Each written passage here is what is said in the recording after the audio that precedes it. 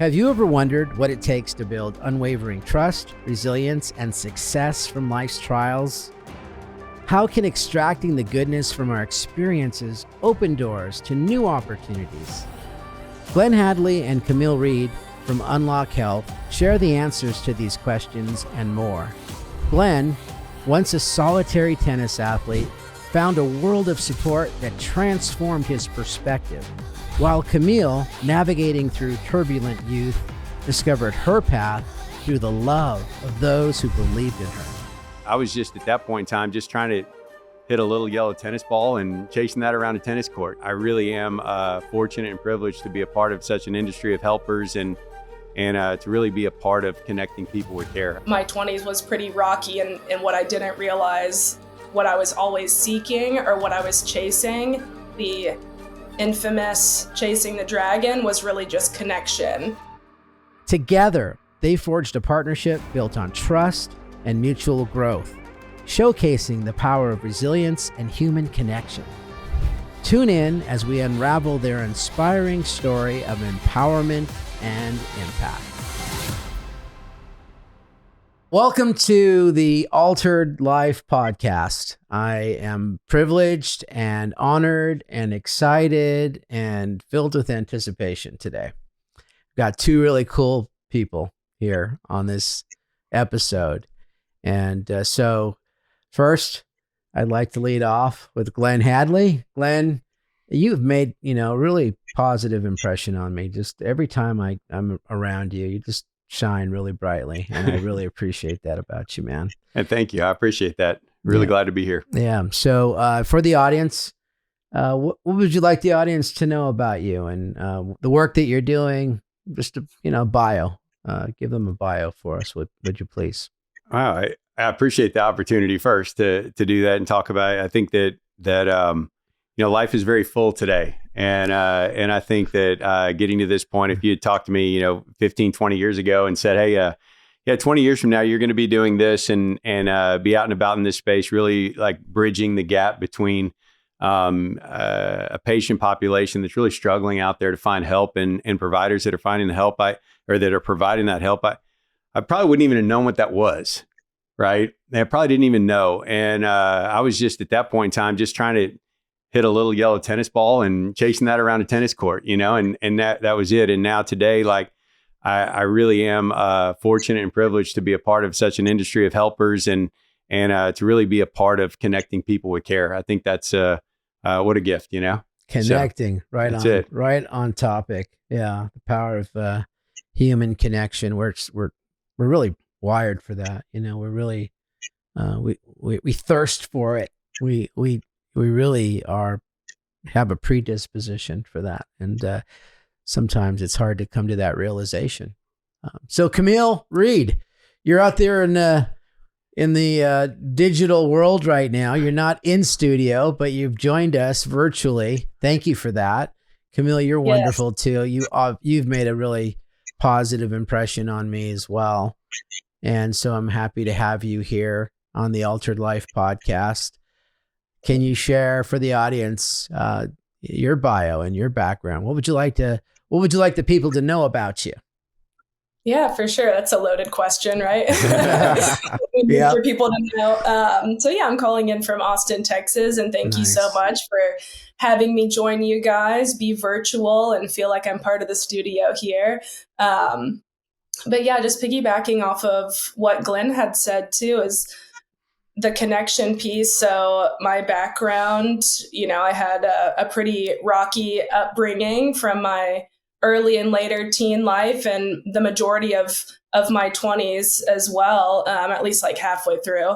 My 20s was pretty rocky, and what I didn't realize, what I was always seeking or what I was chasing, the infamous chasing the dragon, was really just connection. Wow. But my solution and everything that I was trying to do was chasing that through substances, like difficult behaviors, like, just all the different things that don't actually equal connection in any way. Yeah. But for me at the time, I didn't realize that was, what I was craving and what I was needing. And then on the other side of that, my educational background is in social work and communications, and then went back to school to get peer certification and my LCDC in Texas. So just turning that into a positive reinforcement for how can I now pass this on and show people what true connection looks like, and show people, that we can have an altered life through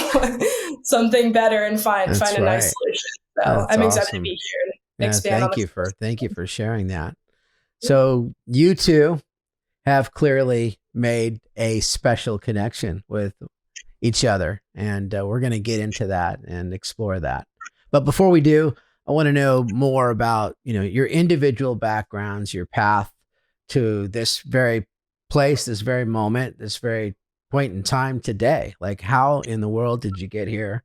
And I know you took a plane. Yeah. I think our staff helped do some logistics for you, but it's not that part that I'm interested in. It's really your story, because all of us have a really powerful story. And so Glenn, tell us about your story. What's your journey, and what would you like to share with us? It's interesting you say that, because most of the professionals in the behavioral healthcare world, we all didn't grow up thinking, you know what, I want to work in behavioral healthcare. That's it. Like, I know y'all want to be firemen, y'all want to be astronauts and all this good stuff. I think I want to work with people and really see their lives transform, like that just that never came out of my mouth. Like I was one of those that grew up, I was like, I want to be a professional tennis player. That's what I want to be. Like I was kind of geared towards that like level of achievement and the immediate opportunity right there of winning at sports, being on TV, all that good stuff. That really appealed to me. And so I did that. I went out and worked really hard at that. And somewhere along the way in that journey, I was relatively older than most of the people that I understand. I had an issue, a substance use disorder, and didn't know that's what it was at the time. I had a bunch of people around me that were really dedicated to seeing me achieve and continue to grow and go in that in that world, and they didn't know what to do about it, right? And so I was kind of lost, and we did what everybody else did at that point in time, is that we just went online and did a search and did our own research, right? And what was funny is that actually it wasn't funny at the time, but now looking back on it, it is to me, is that I had no idea that this whole world of helpers existed. No clue. I thought it was just me. Yeah. And I thought that I was completely alone and I just had to go suck it up and fix it. And I couldn't. And yet on the other side of it, once I got introduced to this world, I couldn't believe how many people were out there dedicated to seeing me grow, right? They were invested in me. But then as I started to get inside the walls and I started to work inside these facilities and centers and see the clinicians that were out there, they were willing to do anything and everything to see people make that transformative change in their life. And I was like, how did I not know this existed? Wow. Right. I couldn't believe that. And so from that point on, and I was one of those kind of crazy, ambitious people in treatment that's only like sober a few days and is like, how can I change the world with this? Yeah. Like I was one of those. Yeah. And I'm like, the fire was lit. Oh, I was forming a nonprofit at 10 weeks sober, like, let's go get it. And, And so like, I'm just, you're actually telling my story too. I love that. Cause like that, there's something to that. I just couldn't believe the disconnect between the people that need help and those that are providing the help. And I've just dedicated my life professionally and a lot of my personal life to breaking down that barrier. And wonderful. That has been on the provider side. It's been on, I did a brief stint back in tennis again. And it was kind of funny. I was running a tennis club. And I probably did better and more effective work when I'd shut the door to my office and have a mom or one of the wives that would come in and say, hey, I have a loved one that's struggling and what do I need to do with this? I probably did some pretty powerful work even back in the tennis world there. So Glenn, one thing that stands out about you to me, and thank you for sharing that, first of all, is that you have a passion, but your background as an athlete in performance combined with your passion makes you exceptional. And I see that. And so it's really cool that we have people like you that are doing the work that needs to be done. I'm just curious about, when you saw this whole other, group of people that were willing to help, right? That were helpers, that were connectors, that were kind of like frontline workers of, so like emergency response people, yes, almost, right? What did that do to you? Like, what was that when you saw that? How did it impact you? And what did it do to change your life? Because I get a sense it just completely lit you up. Sure. I think that, for many people that are in some form of recovery, that journey to breaking all the way in, all the way down was a difficult one and a very lonely one. Mm. And whenever I was introduced to this world, the thing that stood out to me was that there was somebody that I didn't really know, that didn't really know me, that genuinely cared. Like genuinely, like really cared and invested themselves in who I am, not like the things that I could do or had done, but like who I was as a person.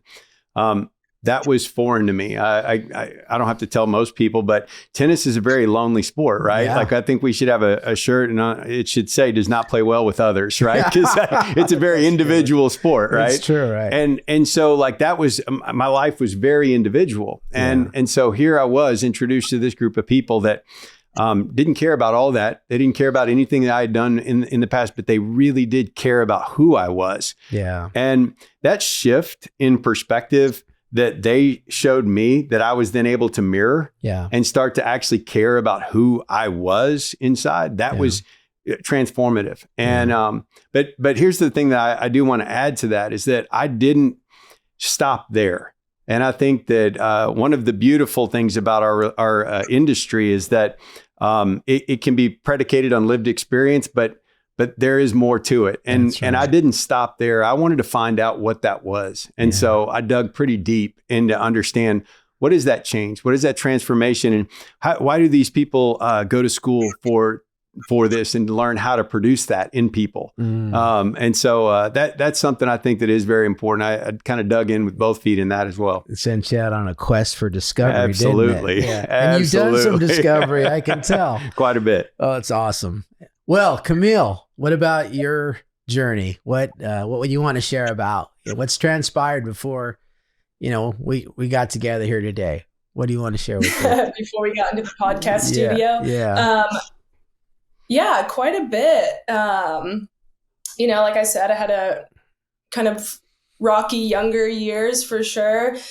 And then a few stays in residential treatment centers. I think I was telling Glenn earlier, I had an experience where you guys are in Dana Point, but everything else has been in Texas. But yeah, about 9 years ago, I went to treatment for my last time thus far. Nice. And what I was finding there and what I was seeking there was a lot of confusion about who I was and how much of my identity had been lost because I started using substances at such a young age. I really didn't know who I was. I didn't know what I liked. I didn't know who I was in the world at all, like how I could be of help to anybody. And I was really broken. I had a lot of trauma that had happened like through my years of use.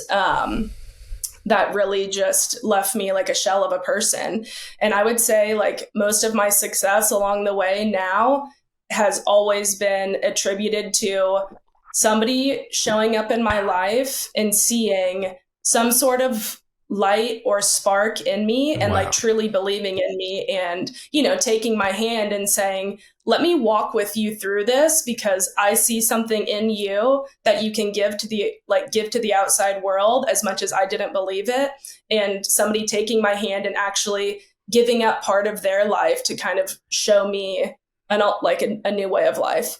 So yeah, that just kind of turned into who I wanted to be and what I wanted to do, because I was feeling so good from it. And I couldn't believe, like at the time, just from my past, I couldn't believe that people were stepping up to the plate to say, hey, we believe in you. Like, we want to love you because like you do not love yourself. We want to show you that there's more to life than, just isolating. I was chronically by myself and pushing everybody out of my life. I was really good at just, disappearing, not knowing where I was, like nobody knowing where I was. And I wanted to be that way. And so just untangling that web of isolation and turning it back out to the world and just taking direction along the way from somebody saying like, no, this is probably what you should be doing, because everything up until this point hasn't really been working out for you. So let's maybe try another way.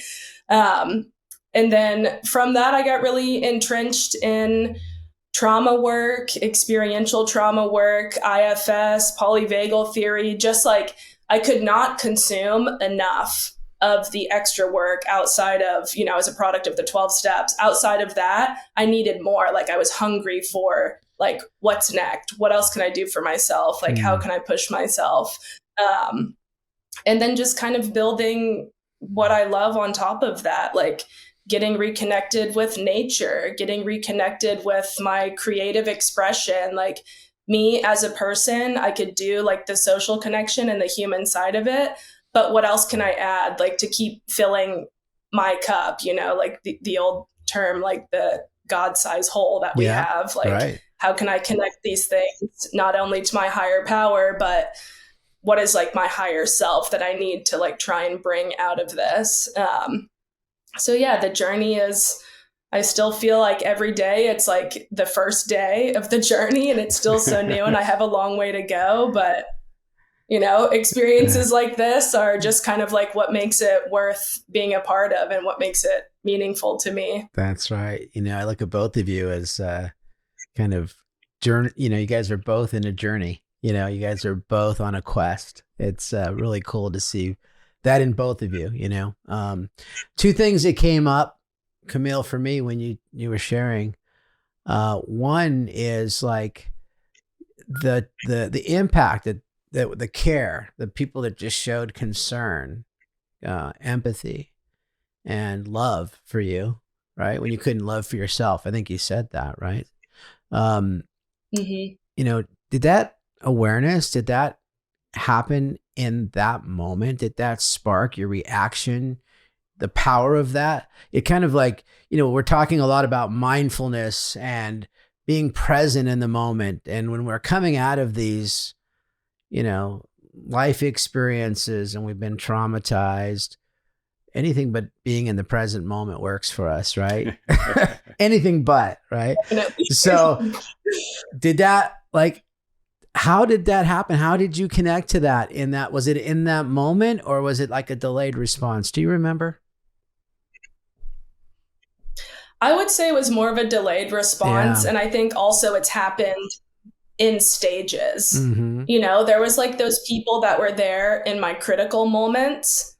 And then there were people there that saw me, 2 years later, that had seen like the growth and the effort that I had put into it and saw me hitting like a low point and knew like, let's try and feed some life back into this person. And funny enough, one of those people is the same person. He was there the night that I went to treatment, and then he became a mentor to me and we became, stayed friends and kind of kept wanting to push me whenever I wasn't seeing enough for myself. But it was not instant. Like, it was not an instant, like, oh yeah, this person knows what I should be doing. Yeah. It was a delayed thing. And it was just, one foot in front of the other. Yeah. And like really trusting that the person who sees that light in you really wants the best for you, and trusting in their confidence that you can, take their hand and go along with them and have a new experience in life.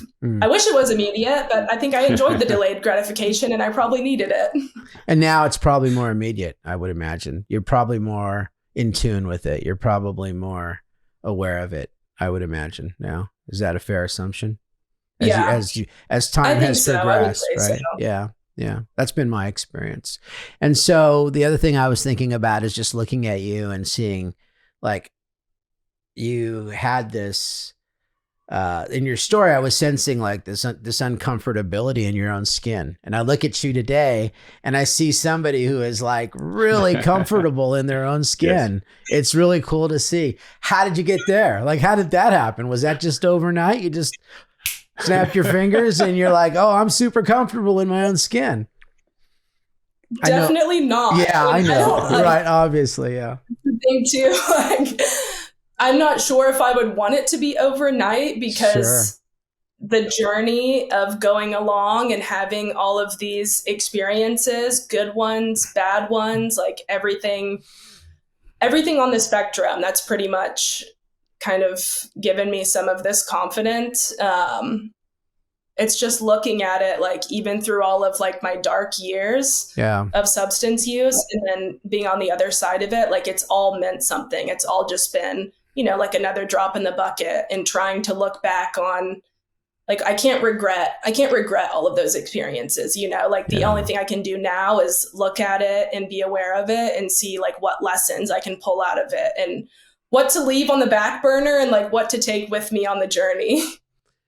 Confidence is one thing, right? We all want that, but confidence combined with like humility and peace and happiness and security is a whole different thing. And I see that in you. So it's really cool to see. And we hope that for a lot of other people out there that they would find that and discover it. Before we get on to like how you guys have connected and the impact you've made in each other's lives, I feel a burning desire to ask you each individually, like one shout out. Who was the one person that you want to give a shout out to when you were like in that time of need, and that person like put their hand out, that person supported you, that person connected you, that person impacted you in a life altering way? Like, who would that person be for you, Glenn, that you want to give a shout out as a hero and as a thank you?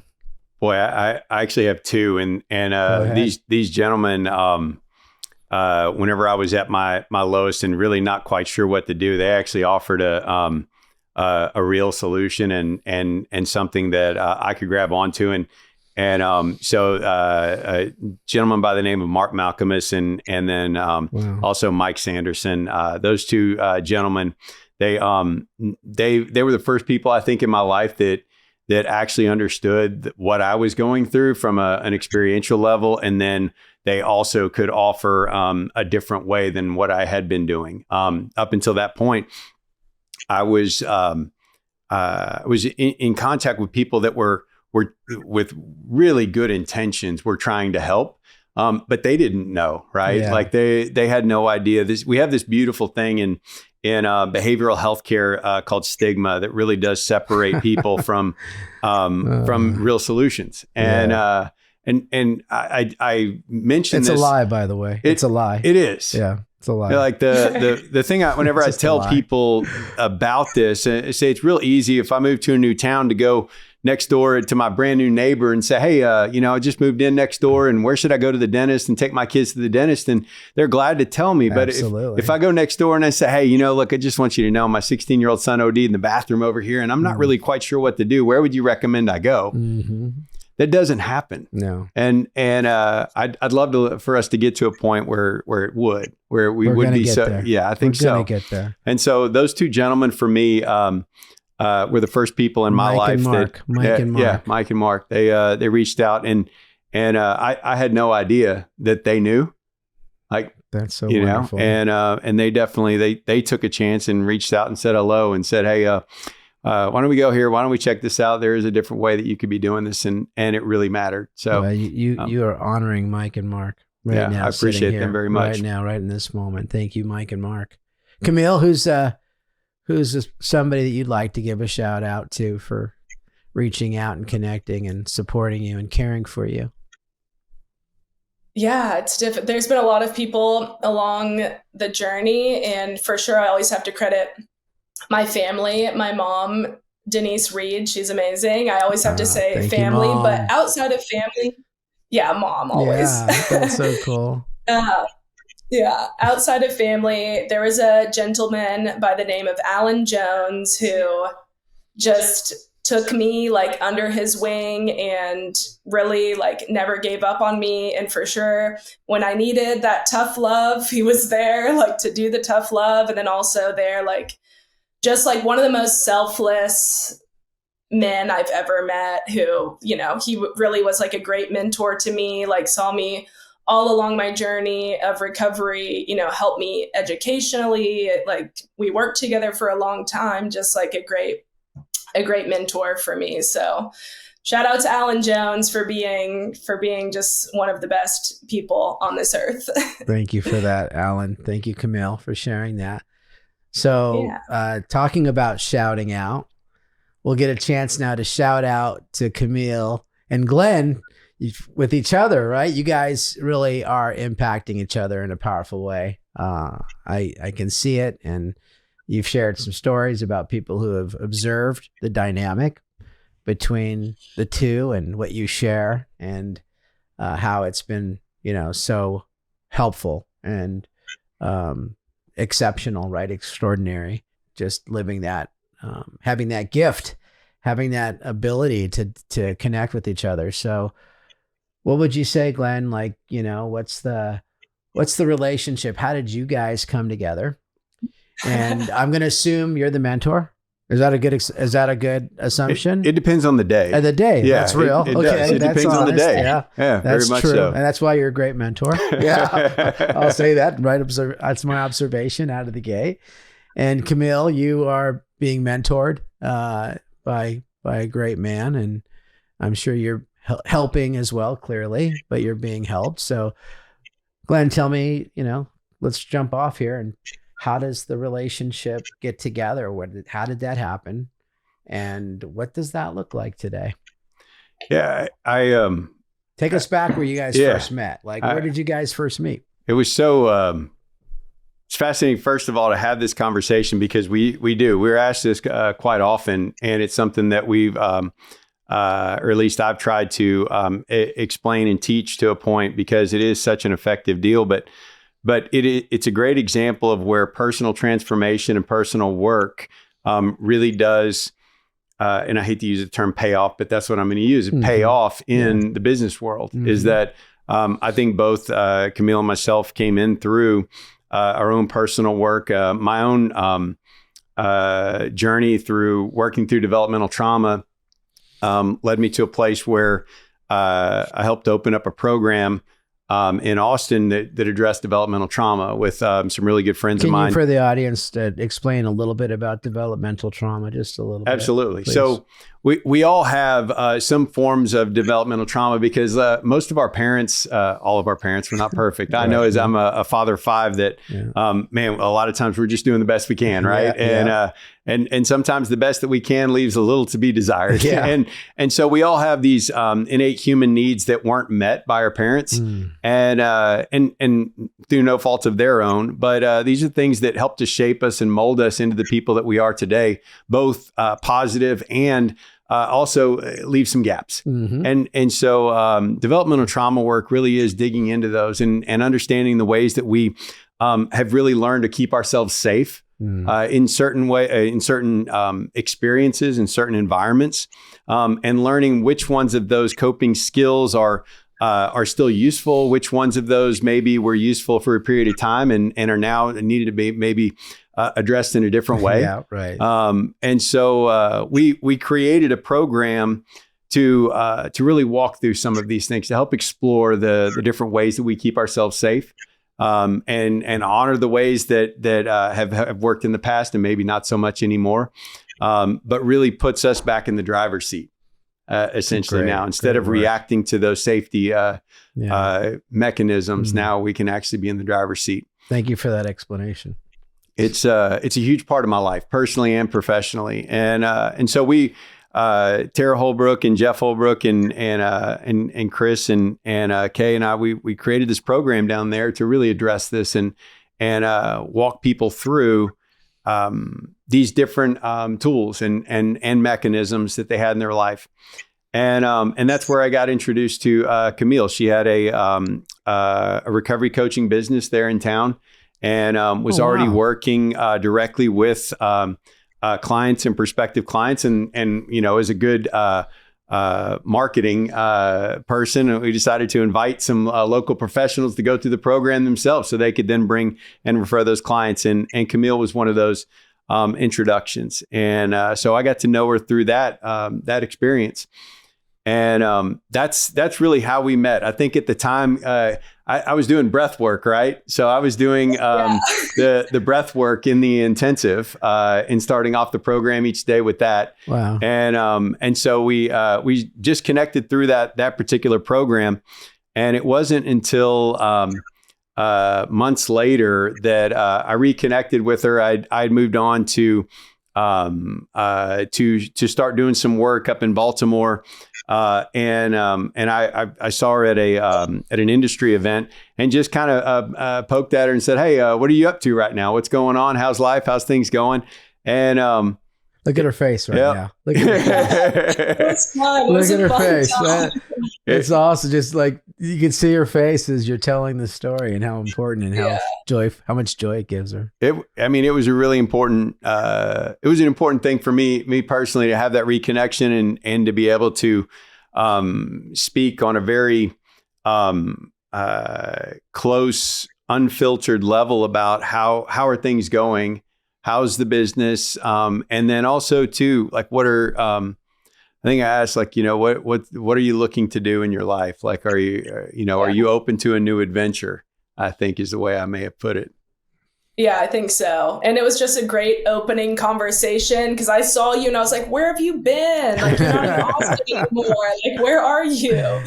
And just, catching up through that. And I think just, feeling the connection that we initially had through the trauma work, but, always an underlying professional level of why I was there, what Glenn was doing and kind of what we were doing now. And of course, it was at the golf tournament at TAP that we reconnected, like after playing golf on different teams. And just how many years ago was that? How many years ago was that? Was that 3 years ago?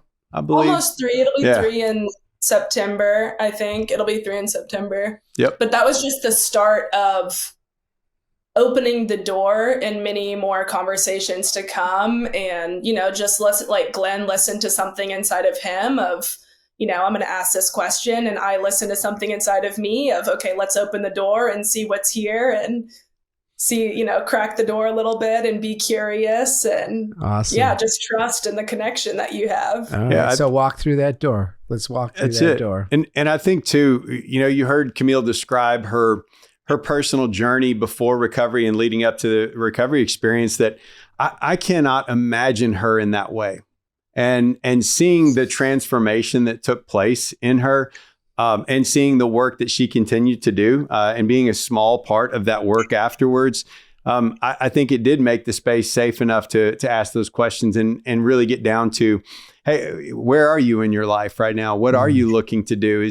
Are you looking for something new and interesting? Because I have a business need, but also I've gotten to a point in my life professionally that I really want to work with people I enjoy being around. Yeah. That I align with, both on a business level, yes, but on a personal level also, that share some of the things that are important to me. And I knew just enough about Camille at that point in time to feel comfortable asking that question. And it's worked out wonderfully. Like, what did you see in Camille? Why? What was it that you discerned about her that like made you lean in and ask that question?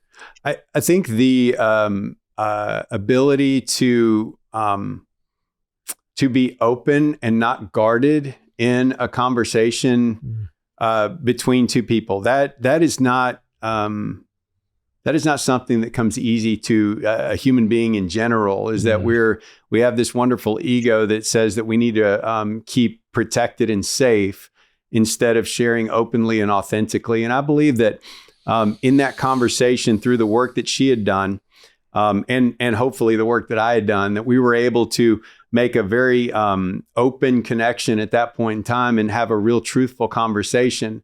And that just in that interaction, that mattered to me. Yeah.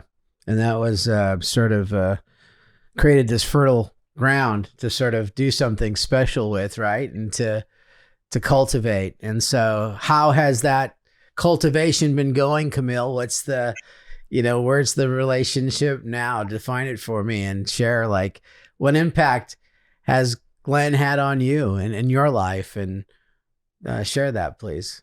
Yeah, it's been a wild ride. I think that's probably the term that wild ride. I love it. Hey, I promised that. That's what I said, right out the gate. I did say, you want to go on an adventure. Yeah. And I'll say too, I was in a place, because I had gone through the Integrate Intensives program for sure to promote to my clients, but it actually was for my personal growth as well. And I just happened to be in such a place of transformation that, I was looking, how can I stay in this industry, but do something a little bit different? Like, I love being client facing. I love working with people. Like, how can I shift this? And I just was starting to ask myself those questions and really reflect on the personal growth. And then, lo and behold, Glenn is here at this TAP conference and just asks me. And I remember driving home that day or that weekend when I went back to Austin from San Antonio and just kind of thinking about it and, starting to mull it over. And I do all of my best thinking on really long walks in nature. And probably until the end of the year, I think that was September, until December, I had gone out to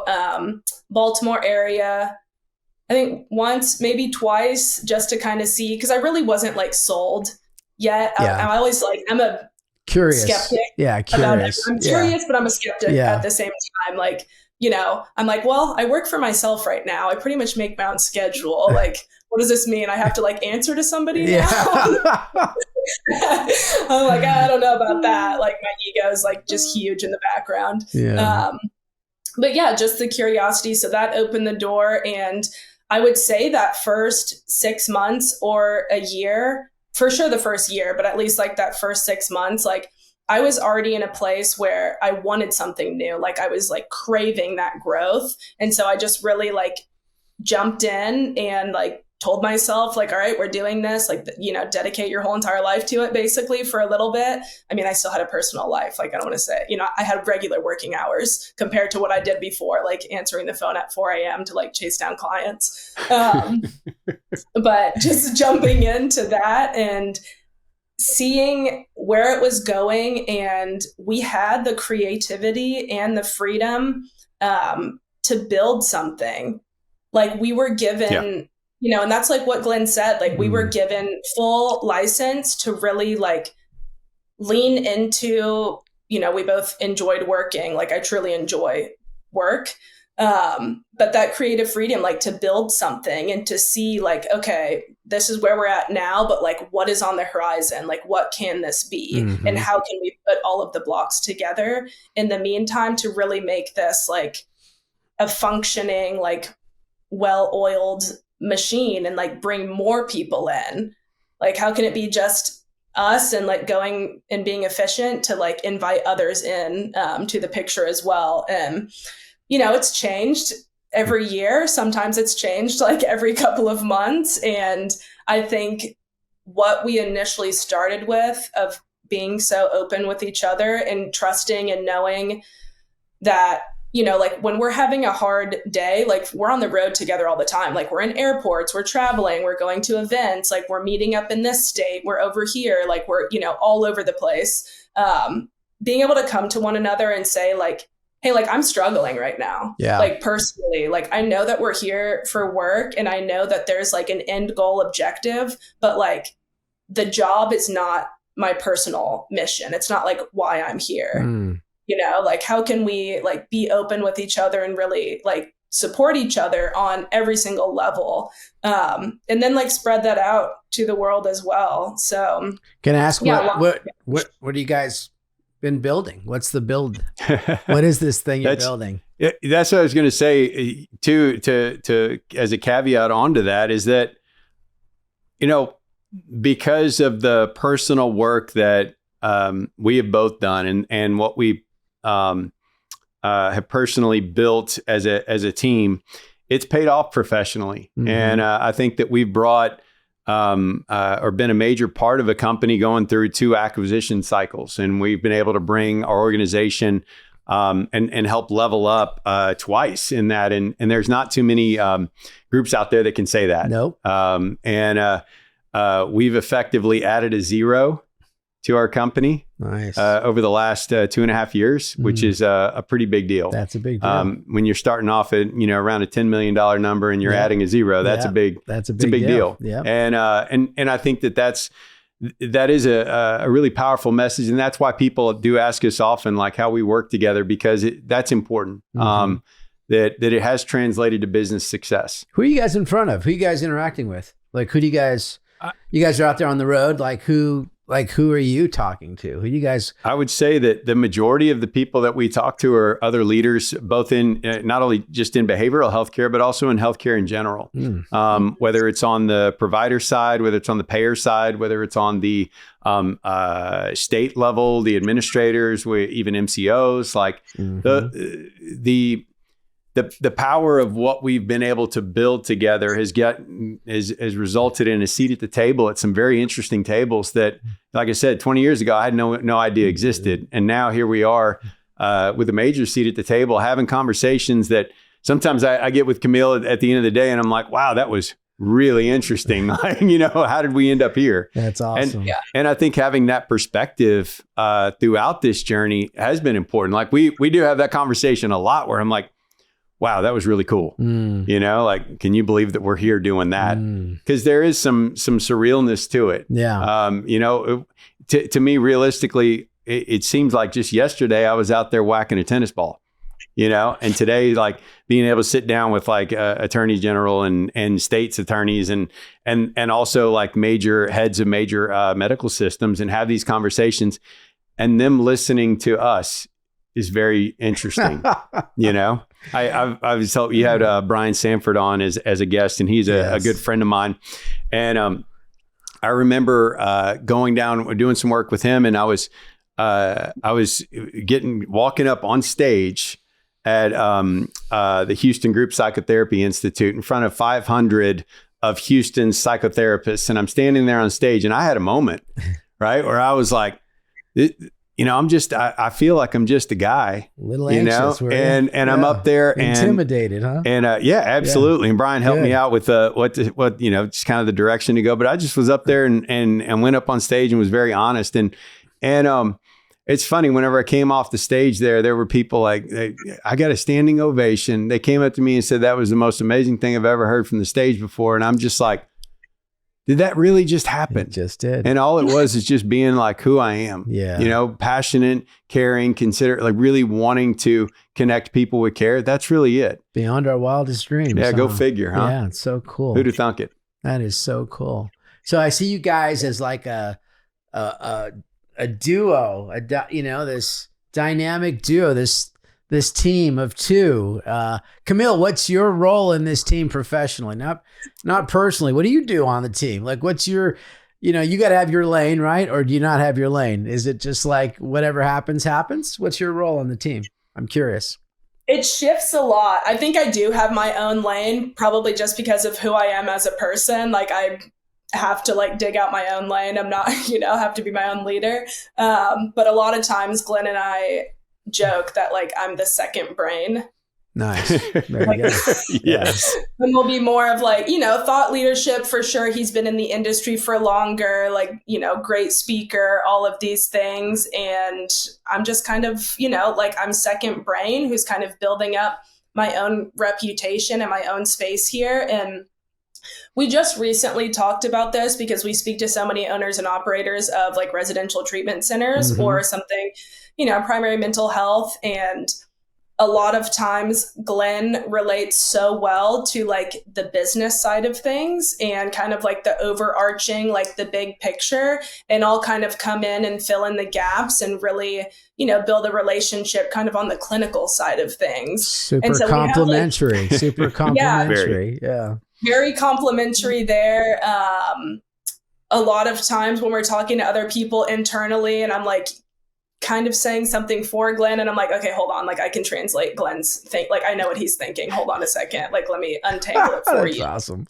It's so it's true. Just like, we work so closely together and it's like, he can say one thing and I'm kind of immediately picking it up, or like I'll already be thinking something and he's already also thinking the same thing. Like I know we call it the mind meld. Yeah. Like our brains just kind of morph together and much more powerful together, right? Than you are apart. Well, right? Yes. I oftentimes I like whenever I'm talking to either other operators, leadership, there's this concept that makes sense to me at least, and it's like there's no such thing as James Bond. He doesn't exist, right? Like we love this idea of somebody that is fantastic at everything, right? Just the pinnacle of everything. But that is just in the movies. In real life, like we all have these characteristics that we're really good at, but we also have these gaps. That's right. I mean, that's what makes us unique and different. That's right. And so a lot of times whenever we're putting these different solutions together for partners, I may see something in a certain way, and yet I haven't even thought of the different pieces. And Camille will be able to come in and fill in those pieces. Or like I might be in creative mode and I'm like creating this big picture stuff, and I have no idea where a period goes, like where the T's need to be crossed. Like I'm not even looking that far down the road. And she's in there like being that side of the brain. That's so cool. Like to do that, and vice versa. Like there are times where we switch, because one of the ways that I keep myself safe is I compartmentalize things. And so if I get down one particular road, if I'm in a very analytical mindset and I'm going through like the period needs to go here, the T needs to be crossed here, this is the wrong font, like those kinds of different things that matter to me at that moment, Camille takes the step back and can look at the big picture. And I think that's where we do complement each other.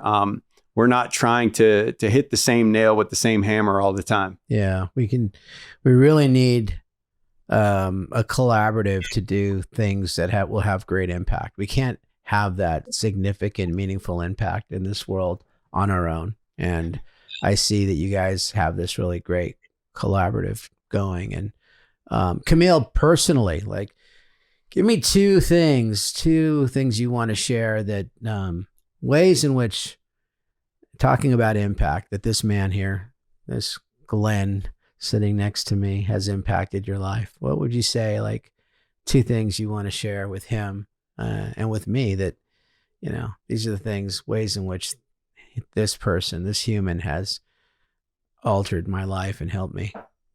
Yeah, that's really great. I think I tell Glenn I know that we try and be so open on the hard days of the gratitude that we have, and trying to remember to stay grateful even when things get like hard and stressful. But I would say probably the biggest thing from a personal and a professional relationship that we have is just the level of mutual respect and support and understanding that we have for each other, and knowing that we do have our own personal and professional goals, but we're also human, in that things get messy and that we don't hold each other to an unrealistic standard. Like we see each other as a human. Like we can look to the other person and know you're a human. That's awesome. And then the second thing I would say, just pushing me out of my comfort zone. Woo, love that. Right? Like, no growth, no discomfort, no growth. I love it. Oh, no, I know. And whenever I don't even see it, like a lot of times we can't see it for ourselves. That's right. Like we need somebody else who we trust and who we know like is looking at, like I said, the big picture, who's able to push outside of it. And always my first instinct is just like to, like be upset about it almost, or like have my own ego. That's like, real. My ego jumps in front of me to be like, I don't know about that. Like, what, and question it, and then lean into it and be curious and just see my own process. But always like, I appreciate so much like that pushing, the gentle nudges that we get, nudges in life that we get from the people. That's great. Thank you for that. And Glenn, Yeah. what would you tell Camille about 2 things, ways in which she's positively impacted your life through this connection you guys have? I would say this, that for the better part of my life, like, team has been extremely important to me.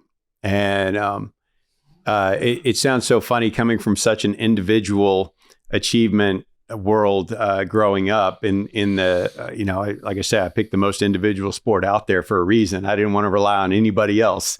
And yet team is such a big deal for me. And so what we have created together has been a very powerful team, both professionally and personally, being able to really trust and have each other's back in whatever environment that we're in. I think that's been that's what's meant the most to me. There have been times in the past with different teams where you have like 2 or 3 people that are on board, and then maybe someone that's not so much. And so you spend a lot of time working with that person. In this, is we've built this professional organization and also built our own personal lives up.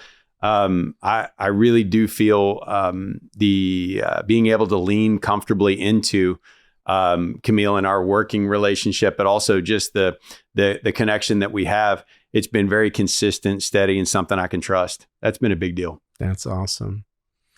You guys have something special, and I'm really grateful that you're sharing it with me and sharing it with the audience. I'm going to play a little, not a game, but sort of a quiz here. Yeah. Something, I want one word. Okay. I'm going to say a couple of things, and I just want one word from each of you on each of these topics. So when I say human connection, Camille, human connection, what's the one word that comes out for you? One word. Empowerment. Beautiful. Human disconnection. What's the one word? Fear. Oh, beautiful. Glenn, human connection. I think authenticity. I love that. And human disconnection. Cold. Ooh, yeah. Cold. Super cold. Yeah. Mm-hmm. Well, I'm not cold right now. I'm in a warm zone, man, with you too. You guys are so beautiful. Your spirit just overflows, and you're probably doing such great work out there, so much more than what I know. And I just want to encourage you both, continue to grow it, expand your reach and your influence, because you have great things to accomplish out there. And any way that, we can be in support of you in your endeavors, I'm here to support, and our organization is here to support. I think that I must have heard the word trust no less than 20 times, maybe more, in this conversation. And we're coming to a close in this conversation, but I want to enlighten you and enlighten the audience. So we've actually done a lot of research scientifically about what are the human traits, the elements that are essential in this working alliance, this rapport, to develop the rapport. And wouldn't you know it, one of those main traits, one of those essential ingredients is trustworthiness. And I see you both as being extremely trustworthy with each other and how you approach your relationship and the role that you have in each other's lives. So it's working because you're actually doing the right thing. So, right. So keep doing that. And obviously, if you want something meaningful, I say this, if we want to be, have anything that's going to be sustained, we gotta keep it real. We're not going to keep it at all. Right. And I see a realness in both of you. In closing, is there any last thing you'd like to share with the audience about human connection? I would say that there is something. I don't know if anybody is a big Ted Lasso fan. I'm a huge Ted Lasso fan. I absolutely love the show. Right? It's phenomenal. And one of the stereotypes that they just smashed in that show, and I was so grateful to see it, was 2 very powerful businesswomen that had a great friendship through the whole show, right? And there was no none of the stereotypical things that you would see around those relationships that I thought was very powerful. in the same way, I really believe that what we can build, what Camille and I have together in a working relationship, and what I see other powerful teams have in a working relationship, I think that is it breaks a lot of the stereotypes out there around this has to be a different leveled relationship. That it's actually it's a much more of a peer relationship. And can be such a healthy, powerful, motivating thing in the business world, and also like supporting each other professionally. And you're saying an agnostic approach to gender? Yeah, absolutely. I love 100%. Absolutely. And yes, like it smashes the stereotype. That's awesome. And I'm really glad to be a part of that. And just like in the show, how that we believe that people are thirsty for that kind of stereotype smashing. I think people are thirsty for this kind of same thing, where this is not the prototypical business structure that you would necessarily see as successful, but boy, it really is. And I think that connection that we have, and the shared background, but also the kind of the shared mission and how we trust one another in this, I think that the general public is also thirsty for that as well. Yeah, and I almost see a brother and a sister in each of you too. It is the dynamic in watching you guys interact. Camille, last thing you want to share about human connection with the audience? Words of wisdom? Oh man, I'm just laughing about the brother and sister thing, because like Lord knows that we both have snapped at each other in the airport. Absolutely. It's a little bit too hungry, and the other person is walking too fast. And just, it's funny. It's so funny. I would just say that, this is human connection is something that I feel is a lost art in a way. Mm-hmm. And there's a lot of stereotypes around younger individuals. I'm 31, like for sure I've grown up with like social media being part of my life, and being able to go out and actually connect with anybody at any age, of any background, and really feel comfortable, like you said, comfortable in your own skin. Mm-hmm. And just bring that confidence and that level of relation, like human relation, out to the world. Like it's something I feel passionate about. And I just, I want everybody to feel that same thing and like feel comfortable just going to have a conversation with a stranger, like whether it's at the grocery store or in line somewhere, and not be so closed off to the world, and know that we have something that we can get from each stranger around us, and know that we can offer something and also learn something from these people as well. That's beautiful. Thank you for that. Yeah. I think you've done the work, and that's part of the reward too, right? Is because you've done the work, you're able to connect more deeply too. So, where can the audience find you on the internet, Glenn? I mean, you have so much to give the world, and I know your work is, your professional life. And what would you like the audience to know about how they can find out more about you and connect with you on the internet? Where are you? Sure. I'm definitely on LinkedIn is probably the best place right now, just because of I don't know if you guys are social media is a full-time job. Yeah. My goodness. Yeah. And so I love checking Facebook and other social media platforms, but I'm regularly on LinkedIn, and would absolutely love to connect with people that have more questions. We're getting more and more people are interested in the way that we work together. Mm-hmm. They see the dynamic and the success of it, and they're asking us more and more to talk about that. That's awesome. We're glad to, and so definitely reach out through LinkedIn. Is there a website, the company website you want to share? Absolutely. So we just, like I said, we just went through our second acquisition phase, and so we're proud to announce being a part of Unlock Health. Nice. And Unlock Health it's so exciting to see that it's not just marketing services in healthcare, but it's also adding in the managed care component and closing the loop with the technology platforms to actually see the whole ecosystem as far as not only patient acquisition goes, but then also on the back end of like the delivery of care and then getting reimbursed for that. It's pretty exciting to see that, to where we're putting it all in one place rather than having it be piecemealed out and then leaving it up to operators to figure out, whenever we have the relationships in all of these areas and then can shine visibility on it, it's it's a really cool thing to be able to see that. We're in healthcare, we're the only industry, like major industry out there,